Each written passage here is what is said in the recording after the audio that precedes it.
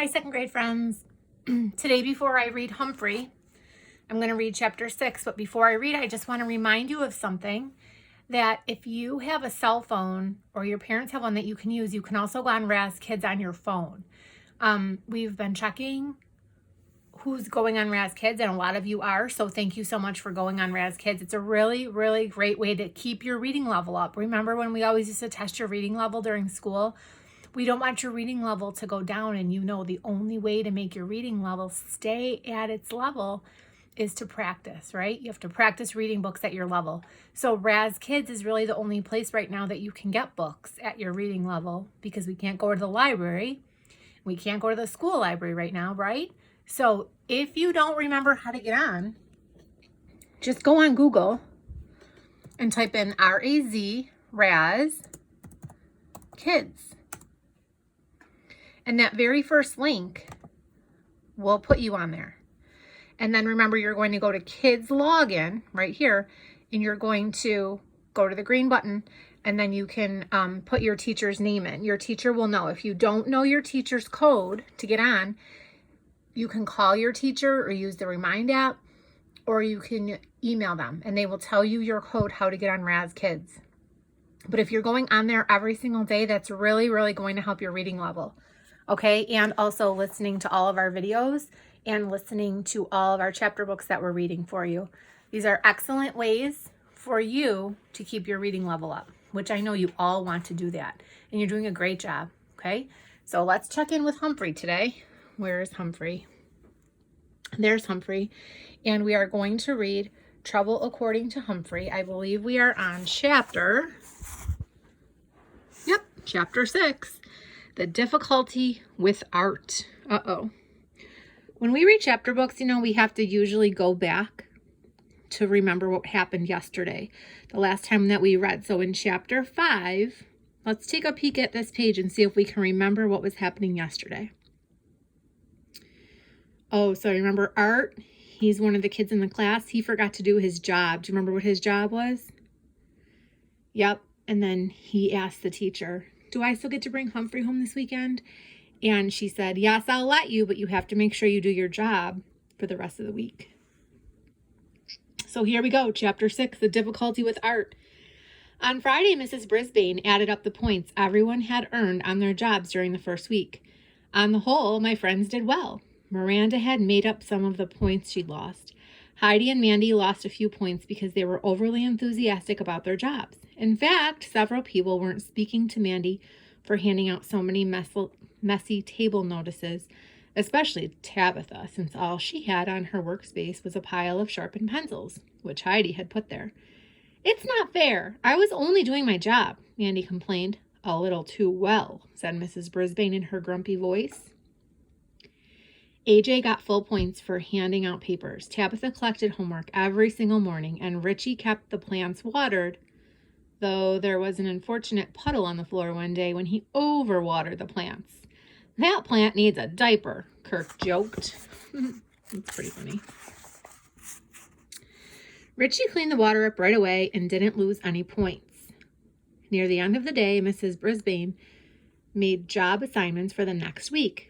Seth would take care of Og and me. Heidi would erase the board, while Gail would be the energy monitor. I could tell that Saya was glad to be named Mrs. Brisbane's assistant, and Miranda was our new table inspector. No matter what her job was, she was always thinking about me.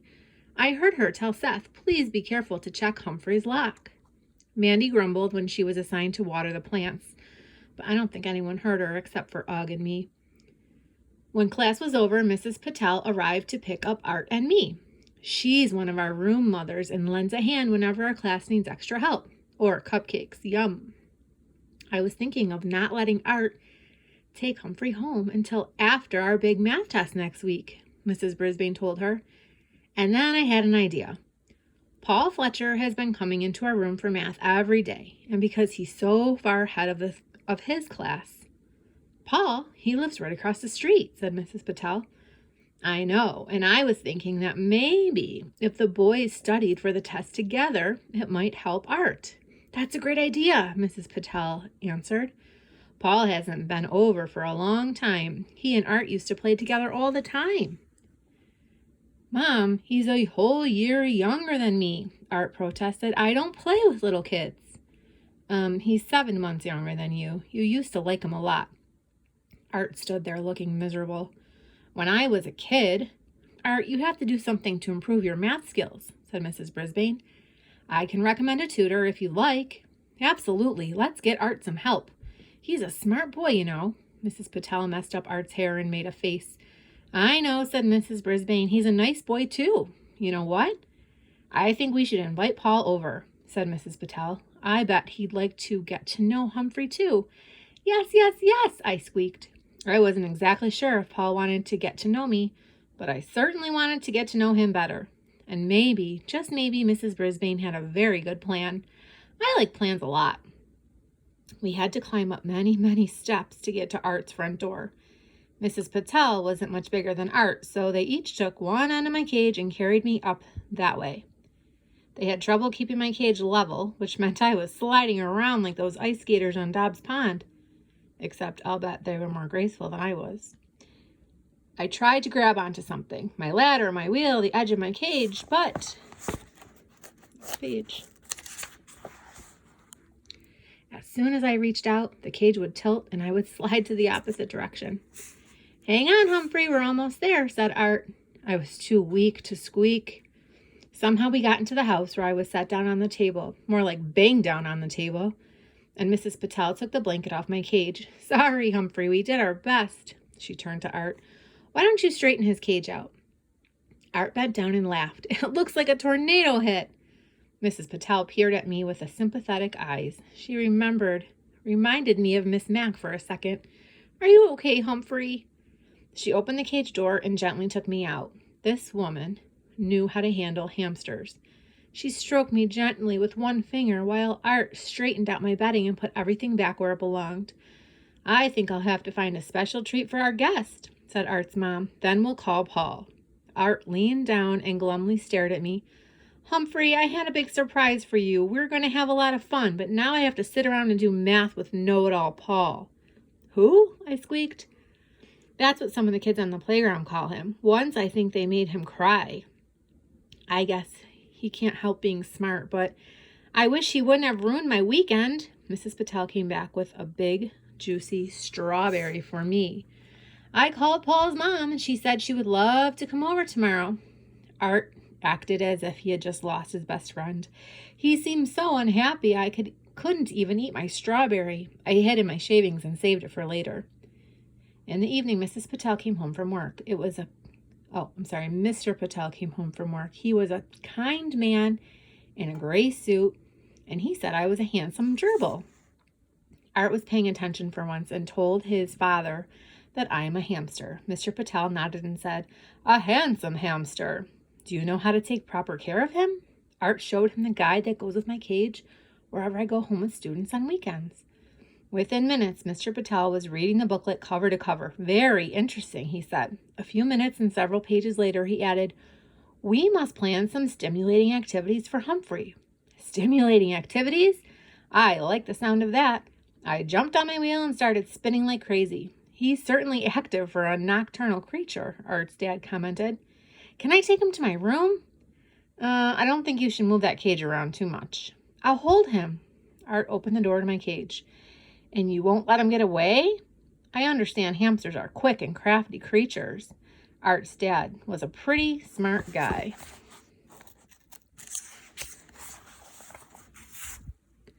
I promise. Art picked me up and held me with both hands, gently but firmly. Come on, Humphrey, wait till I show you my surprise, said Art, heading down a long hallway.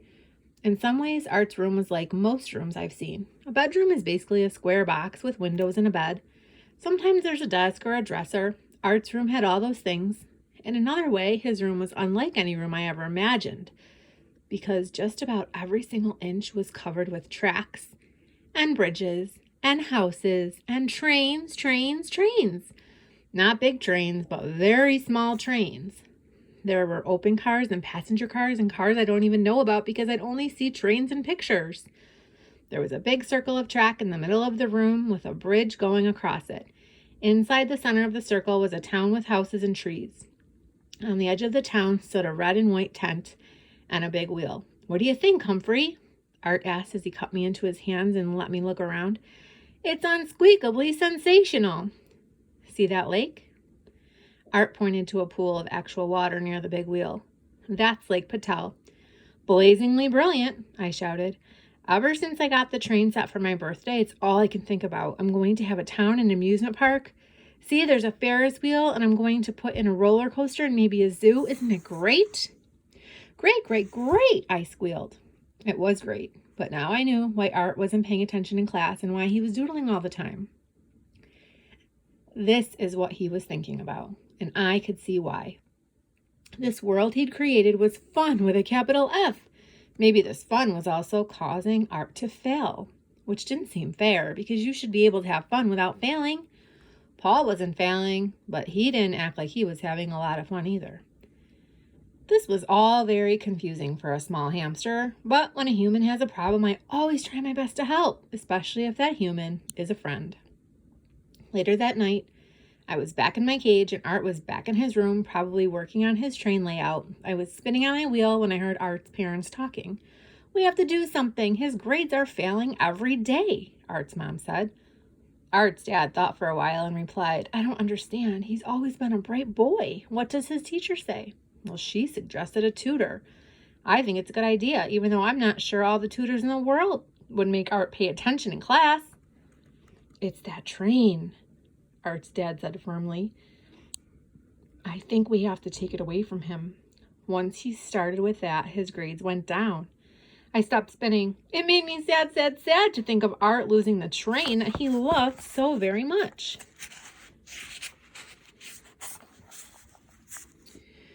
Art's mom sighed. I'd hate to, but we may have to. The Patels sat in silence for a while. Then Art's mom said, Paul Fletcher is coming over tomorrow. Mrs. Brisbane suggested he might help Art with his math. Paul, isn't he a grade below Art? Sure is. I guess he's a math whiz. He comes into art class for math. He comes into Art's class for math every day. I hope it helps, said Art's dad. Those two were best friends when they were little. What happened? I don't know. Art seems to think Paul's too young for him to play with, but he's only 7 months younger. The Patels both chuckled about that. Soon they went to bed and the house was quiet. I had all night to think of a plan. Somehow I had to put 2 and 2 together to get Art back on track with his math and with his old friend Paul. Look who's here, Mrs. Patel announced the next afternoon when the doorbell rang. Paul stood in the hallway holding his math book and a notebook. Come on, Art. Mrs. Patel took Paul's coat and hung it on the hall closet while she asked him how he was, how his parents were, and how school was going. Finally, Art came in the room. He wasn't smiling. Hi, Paul. Hi, Art. They stared at each other for a second. Come say hi to our house guest, said Mrs. Patel, leading the boys toward my cage.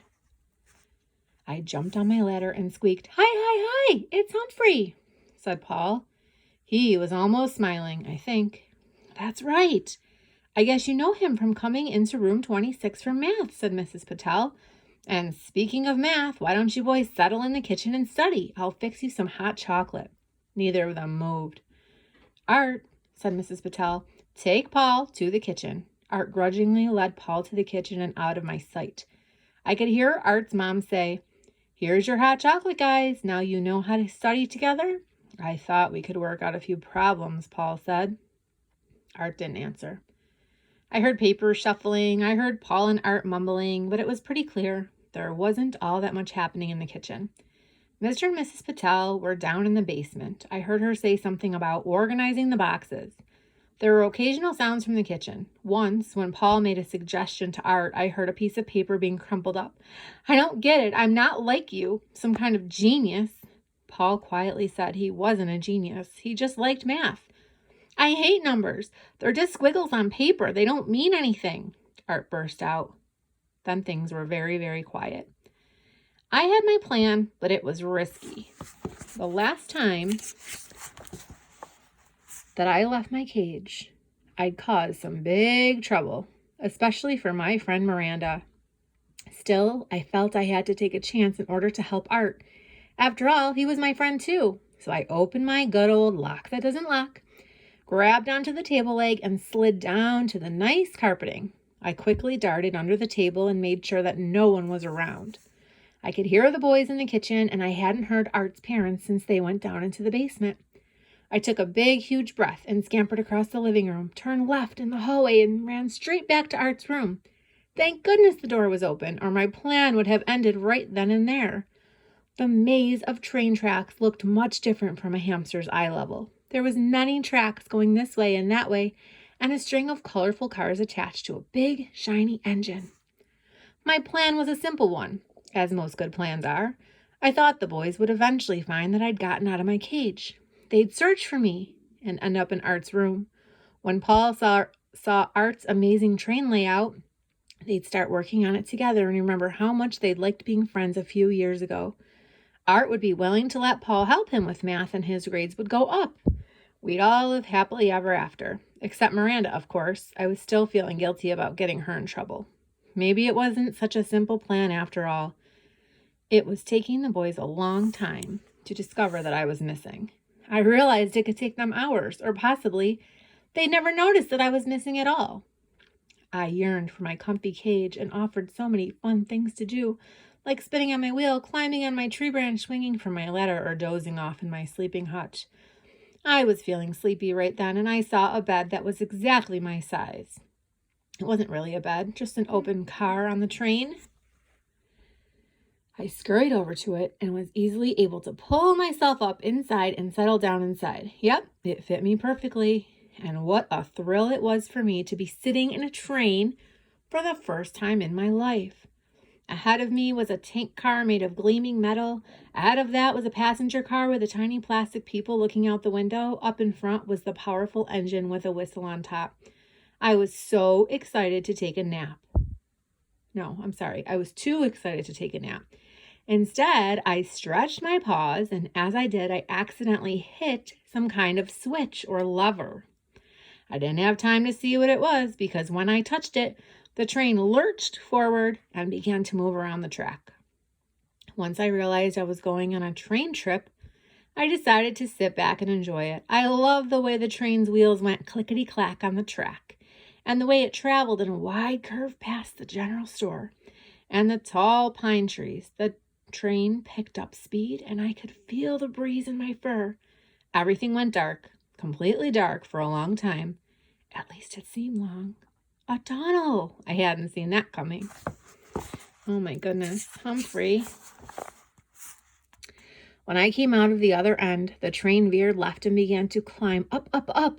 I looked straight down on the roof of the general store and the tops of the tall pine trees. That Art was certainly clever to be able to build a bridge. The train stopped climbing and moved across the straight center of the bridge. The pine trees looked small from what felt like the top of the world, but straight ahead, what I saw was trouble. As the train started down the incline of the other side of the bridge, the bright, shiny engine tumbled off the side, pulling the passenger car with it, its tiny people off the edge, and then the shiny metal tank car. My heart skipped a beat as I realized I was headed for a huge fall, and I was about to land right in the middle of Lake Patel. The end of the chapter says Humphrey spends weekend with Art. Classroom pet makes his first visit to Patel House from the Humphrey Herald. And then we are on to chapter 7. So what was Humphrey up to today? So he went to Art's house, right? Art Patel. And what happened? Do you remember? Can you tell me a summary of the story? Remember, when we tell a summary, we have to tell it in order. So he went to Art's house. Yep. And then his little friend from across the street came over. Do you remember his name? Yep, Paul. Paul came over and he tried to teach him math, and they weren't really getting along because Art hates math and Paul loves math, and they just weren't getting along, and Humphrey had a plan. He wanted to get their attention, so he got out of his cage, right? And he ran to the train, and look it. There he is. He's sitting in the train, and then he accidentally hit the lever, and the train took off, right? And I don't know why Og's in this picture because Og isn't even in this part of the story. But the train took off, and it fell off the track. It fell off the track, and now Humphrey's about to fall. So tomorrow we're going to find out if Humphrey falls off the train. We hope he doesn't get hurt, right? We'll find out tomorrow. Thanks for watching.